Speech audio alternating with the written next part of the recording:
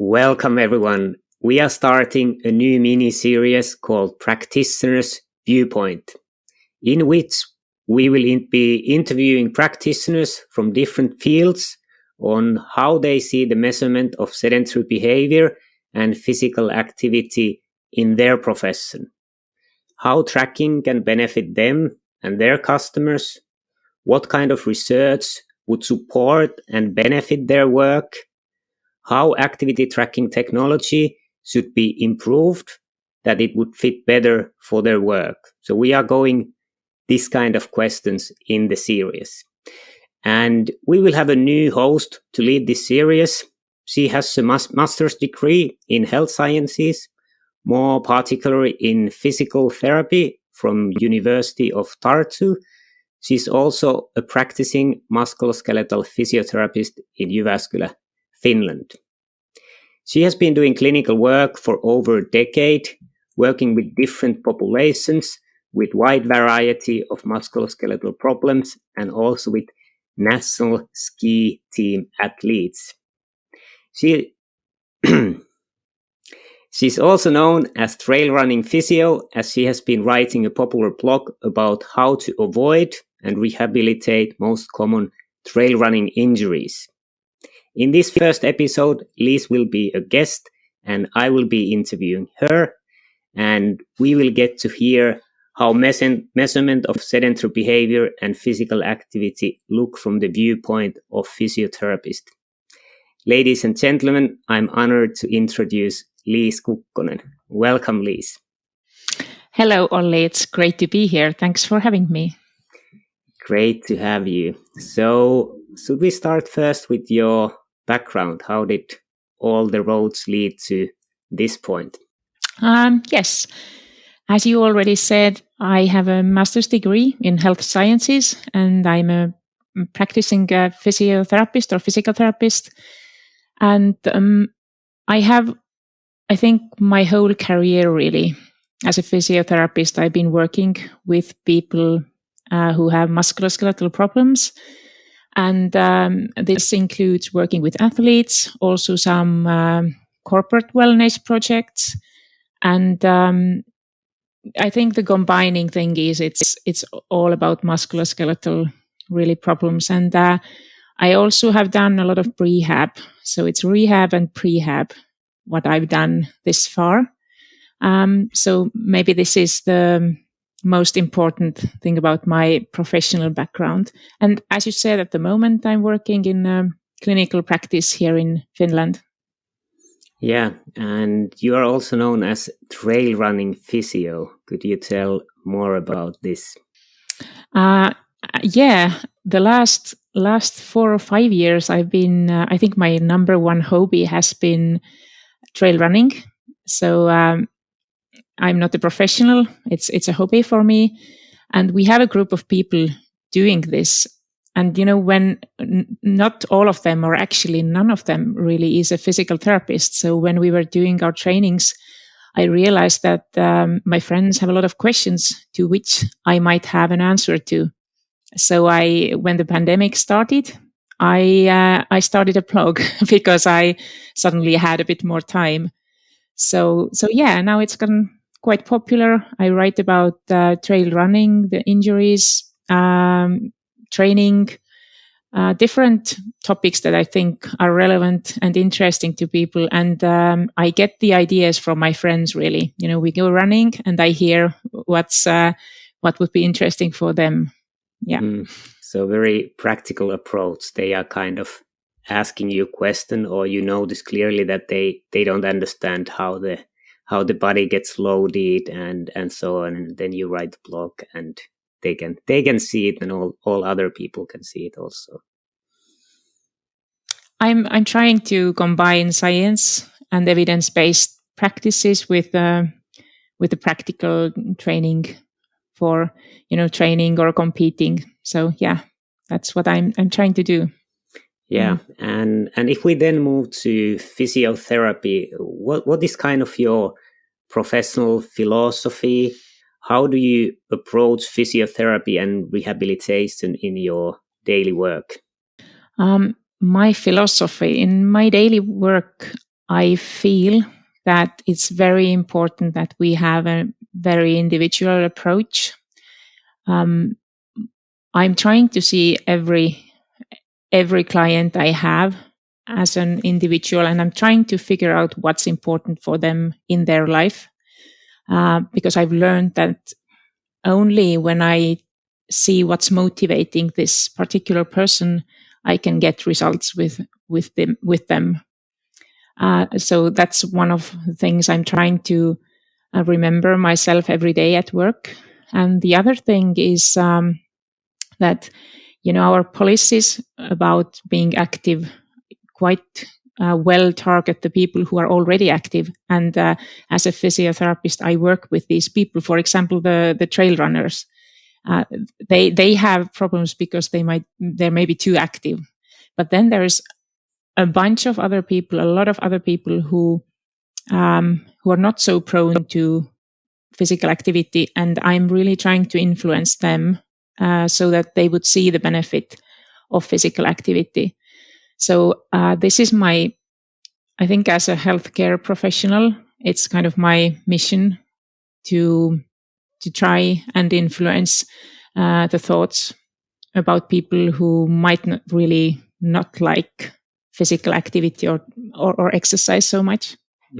So you said that you try to take into consideration their situation in life, so more holistic approach. It's probably not enough that you tell the optimal training or rehabilitation program if they are not doing so. You have learned in your practice that you need to try to understand more the situation of the patient, that how you can encourage them to keep doing what is needed.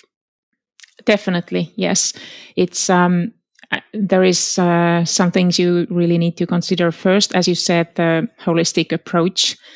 What's going on in the person's life? There might be, when people have pain, it's not always physical. It might be also because of another situation in their life. There might be grief. It's very different. So yes, I'm trying to kind of get into what's going on in people's lives and take this into consideration. But another thing is that somebody told me, or I don't remember who it was, but usually I think it was one of my clients actually. Yeah. So when usually when you start, the people who already like physical activity, usually they want to be physical therapists or maybe physical activity teachers. But the people who come to a physical therapist quite often are the opposite. So they don't like it so much. So you kind of need to see what's behind the thoughts of the people who are not so prone to physical activity. So yeah, trying to kind of figure that out.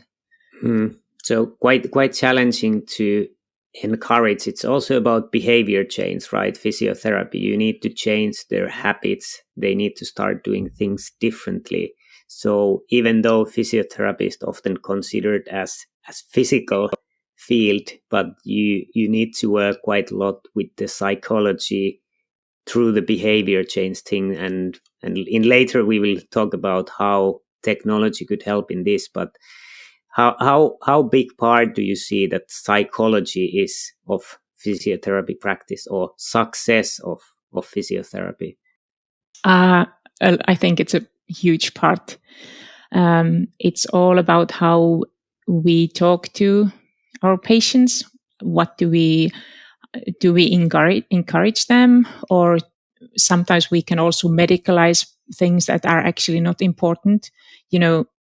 I think about not maybe every day, but at least weekly, I see people who come to, they might have a low back pain. And then maybe 10 years ago, somebody in the healthcare system has told them that they have bad posture or scoliosis, which actually usually is not the cause of the pain that they're currently having, but because somebody has told them, they think that this is the problem. So it's important it's very important how do you communicate with the people that come to your practice, and also I think you need to have a good connection to give the knowledge. And maybe you can always give knowledge out, but whether people are ready to take it in, that's another question.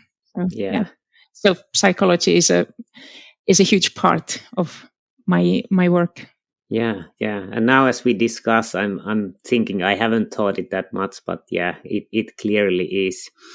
And then if we talk about this new series, Practitioner's Viewpoint, you will be taking the lead to host the series.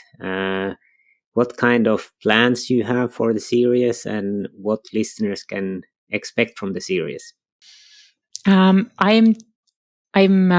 hoping that we can combine science and then the practitioner's view from different fields. We will, for example, have a nutritionist talking to us. I'm trying to get a medical doctor to have a chat with us, and some other professions or professionals who actually work with clients, but they also have a very good scientific background. So I'm trying to bring out the